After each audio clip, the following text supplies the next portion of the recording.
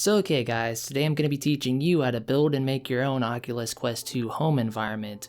Now before we get started, there are some prerequisites. You need to first of all have SideQuest set up and installed. Now I won't be covering it in today's video because today's video is going to be long, trust me. So be sure to go set up SideQuest and come back if you want to continue on with this tutorial. But with that said, once you have SideQuest installed, you're probably wondering if any of this voids any terms of services for Facebook, Meta, or well, Oculus in general. Well, for the most part it does not. Oculus, or well, Meta, Facebook, whatever, they fully endorse sideloading and installing custom APKs to your headset if you set it up as a developer account. There's no way you can void the warranty or anything or void any terms of services unless you start exporting or installing pirated APKs. That's not what we're going to be doing in today's video, so this is 100% fine and pretty much backed by Meta and Facebook's themselves. Anyway, with that said, what programs and other things will we need to get all this done? The first thing you're going to need is Blender. Now if you haven't messed around with Blender, perhaps get your feet dirty, mess around with it a bit first before getting started. But we really need to download Blender, a Blender dev kit startup file, which will be this specific file here, not this one exactly. It will look something like this. The file will come pretty bare, you'll have nothing but a skybox and an avatar. You can get this startup file from a Discord server, and I recommend getting the latest startup file whenever you can, because these things do change and evolve over time.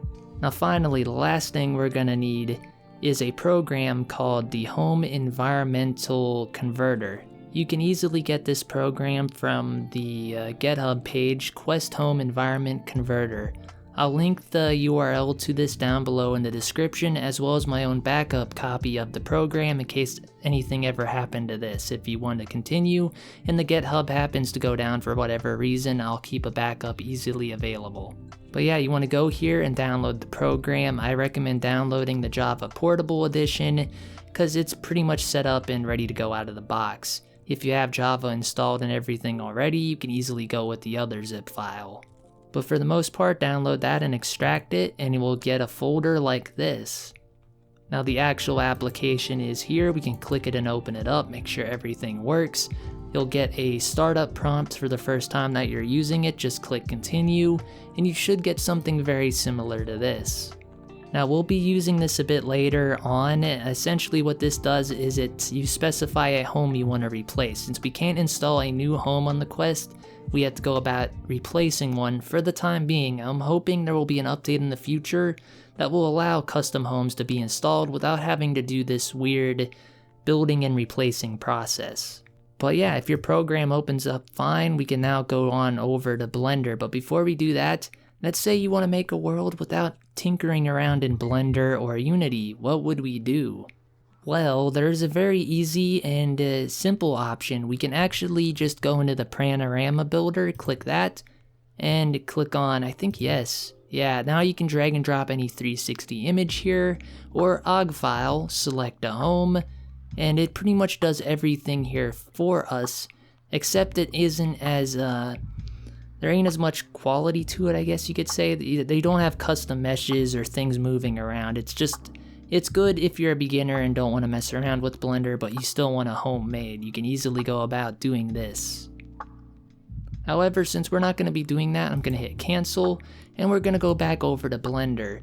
Now when you open up the startup file, you'll get something like this. Now if you're new to Blender, to open up the startup file, all you got to do is go up to File, Open, and pretty much just double click the startup file and it will open up for you. You'll get something very similar to this. And there are some rules that we need to follow. The first rule is we don't want to bury our avatar within mesh. You do not want to do this. It's very disorienting and doesn't make for a good home experience. So let's not do that. Another thing to note is the actual avatar. What did I do? Okay, I accidentally turned off the shading. Oops. The actual avatar itself is there for reference, so we want to not interfere with it as best we can, and whatever direction the avatar is facing is where you're going to be facing within the VR headset.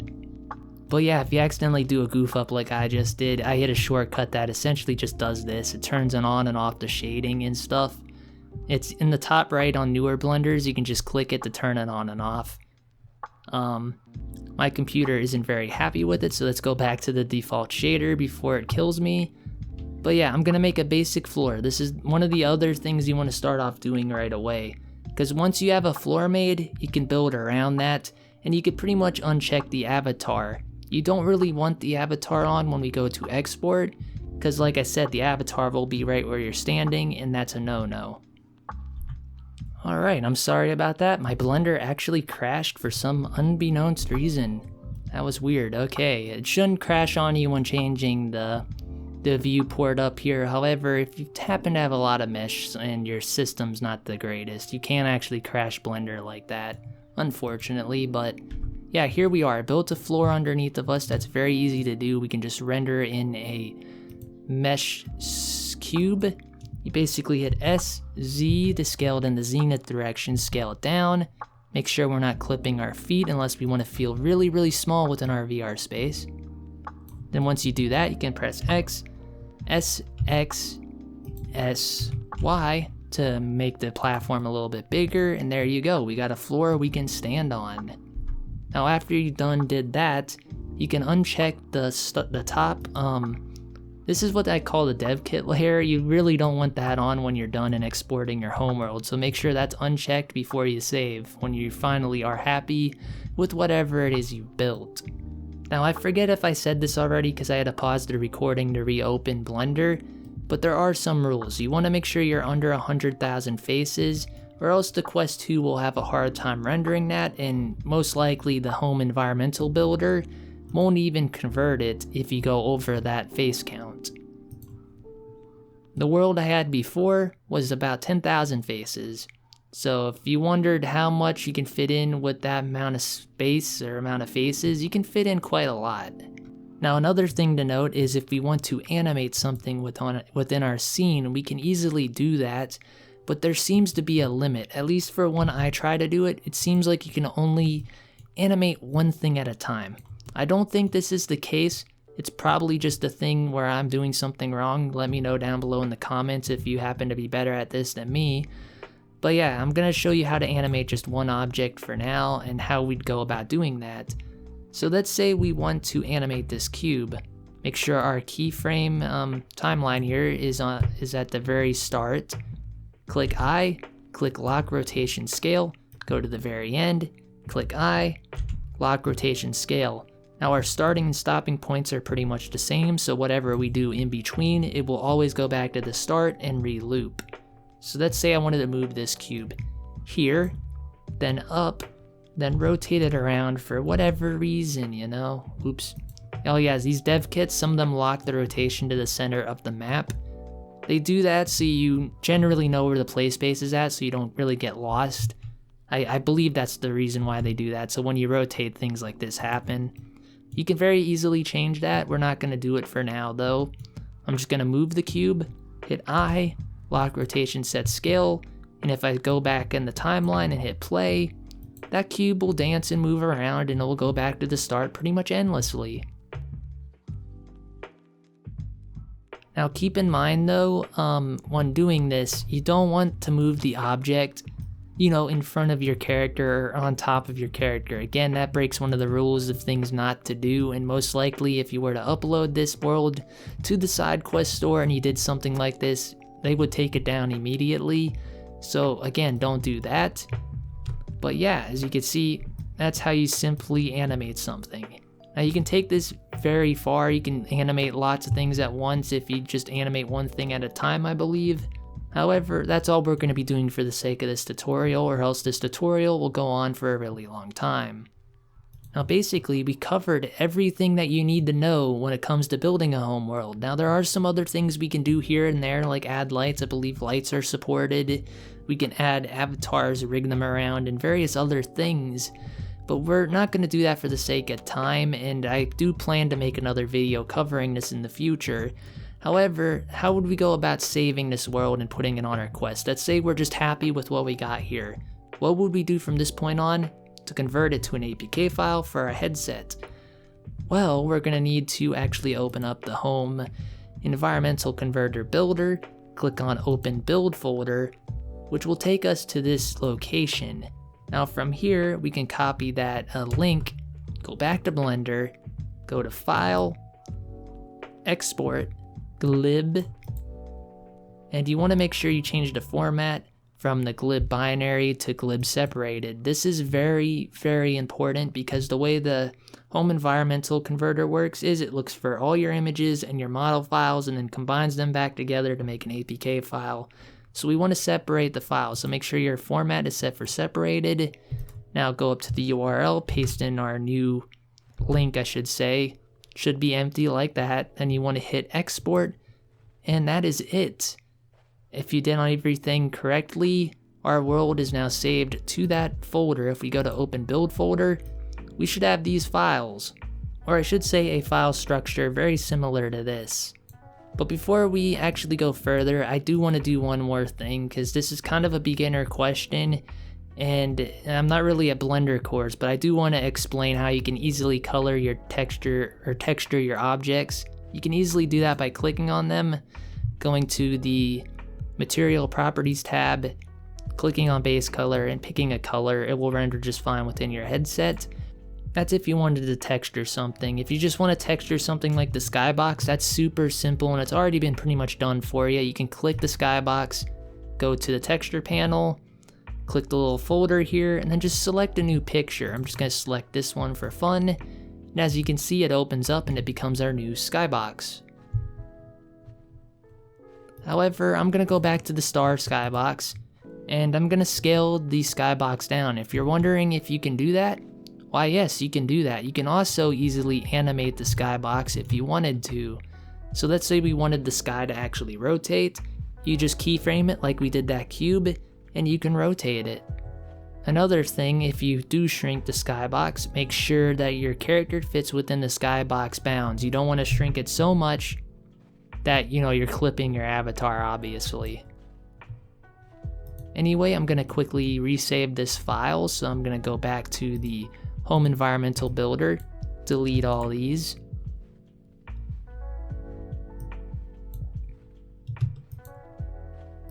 And now we're going to go File, Export, Glib Separated, and hit Export. And that's basically it when it comes to the Blender side of things. Now all we got to do is go to that Home Environmental Converter, convert those files to an APK, and we're done. We basically can sideload that APK via side quest onto our headset. Now if you're wondering if the environmental converter and builder can do this for you, well, the short answer is yes, but I recommend turning those two boxes off and using another program to sideload the APK to your headset. Anyway, since we know that the files are all in the build folder, we basically don't have to do anything there. All the files are already available for us. We just want to select on a home that we wish to replace. I'm going to select Cyber City, I think. Actually, I don't know which one has the world I want to keep on it at the moment. But yeah, I'm just going to select Cyber City. However, I think you can select more than one, or you can export as all. There's an option to do that somewhere. However, for the time being, I'm going to select Cyber City. And from here, if I wanted a sound into the home world itself, we just drag and drop an OGG file into this location here, click decrease volume, and that will be basically it for your sound file format. Just throw an OGG in, hit decrease, and you're good to go. I would add sound to my home world at the moment, but I don't really want any of that copyright flag nonsense, so we're not going to be doing that. You can also export an audio file with no sound so that the home world has no sound at all if you desire. Anyway, from here we can basically click build and install, and just like that, we are done. It will take some time depending on if you have sound files within the project folder, or if you drag and drop a sound here, I should say. But for the most part, it should only take you a couple seconds to export a map. Now from here, if we go back to the build folder, go back one more folder to where our environmental converter is, you should see a new APK file here called startup and whatever map it is that we chose to replace. Now there is a bit of weirdness with this I've noticed, but I don't think anyone would normally notice this. The home world on the Rift Quest, or the Quest 2 I should say, is called the Rift for some reason, but on here it's called Classic Home. For whatever reason, there's a mix match with the name titling there. Don't be confused, if you select Classic Home, it will replace the default Classic Home on the Quest 2. And oh yeah, there's the option I was thinking of, to create 8 releases with and without audio. So if you wanted to make a home for each one of these homes, you can easily do that right there with one button and have like 8 separate APK files, which is useful and necessary when uploading these to the SideQuest store. Now speaking of the SideQuest store, we actually need to get onto SideQuest to sideload that APK to our headset.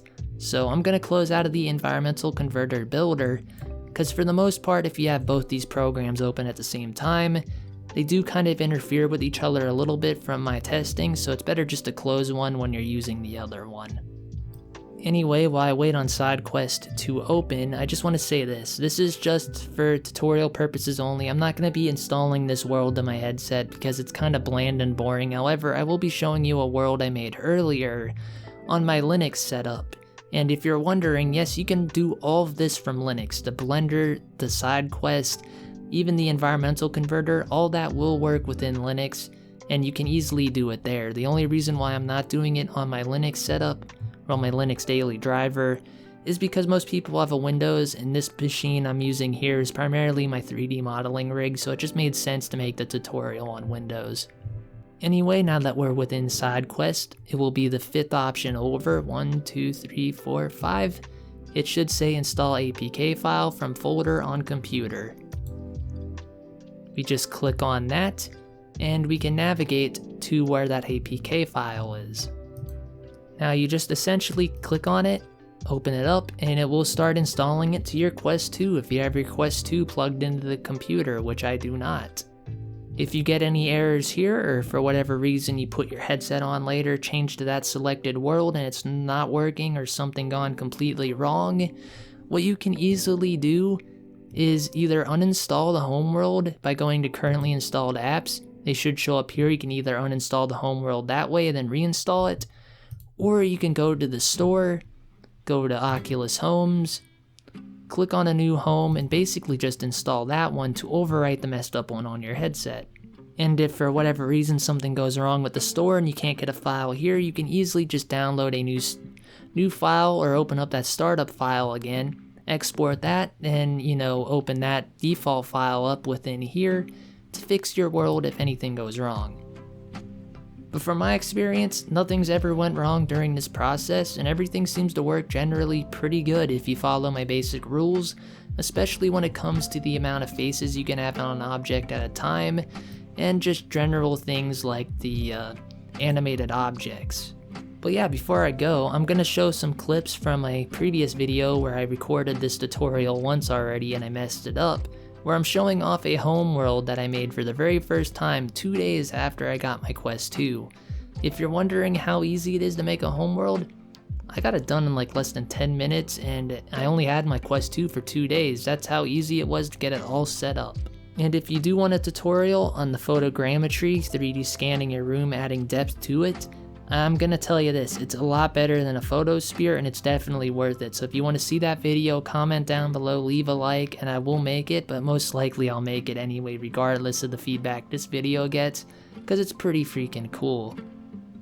Just going from pictures to a 3D depth model is just awesome in my opinion. But yeah guys, that's basically it for this video and I'm gonna leave it off here now. DTBK signing off. Peace.